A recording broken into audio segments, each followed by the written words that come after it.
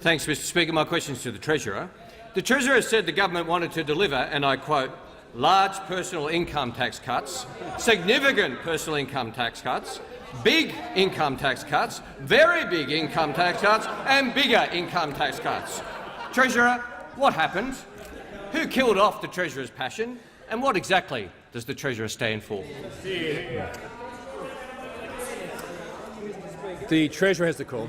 There are three ways you can deliver tax cuts.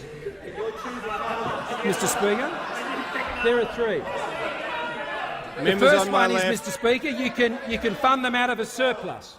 And that is not what those opposite left this government, Mr Speaker. There was no surplus left to this government by those opposite.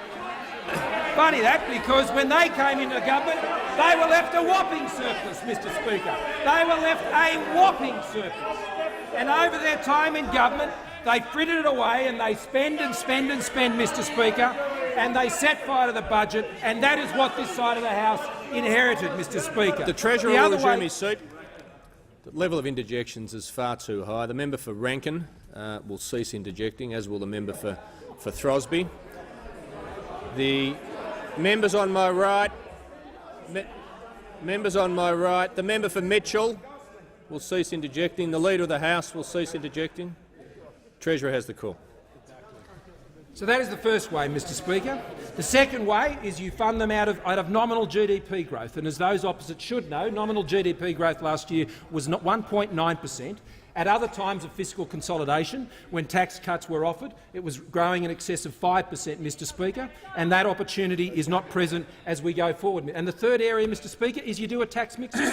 And so on this side of the House, we examined carefully, dismissed out of hand by those opposite, on political grounds only, Mr Speaker. On this side, Mr Speaker, we did the careful analysis to work out in this economy, the best way to be able to go forward of something of that nature. And the outcome was, Mr Speaker, that because of the significant compensation which would undoubtedly had to have been provided at the end of the day, it would have added to outlays. So after careful consideration on this side of the House, we made judgments which we believed were in the best interests of economic management. Now, those opposite, Mr Speaker, don't follow that path. What they have done, and the architect of the attack on middle Australians with their proposal on negative gearing and to increase capital gains tax by 50%, they have rushed out there with no thought of the consequences. Apparently it is news to them that if only 2 out of 3 buyers turn up at an auction, you're not going to get the same price, Mr Speaker. Well, it's not news to those on this side of the House. It's common sense. And those opposite are ignoring the most basic principles of the market in pursuing the policies they're doing, because they don't understand that the minute you put the key in the door of a new house under their proposal, it turns into an old house, and it's like driving a new car off the lot, Mr Speaker. It depreciates in value because you're dealing with a completely different market.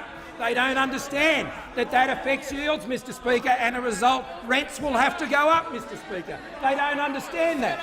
And under the policy of housing affordability, apparently the way you address housing affordability is stopping people investing in shops and shares and factories and partnerships and vehicles and all these things. Mr Speaker, this government doesn't rush out with ill-considered policies. We leave that to those opposite.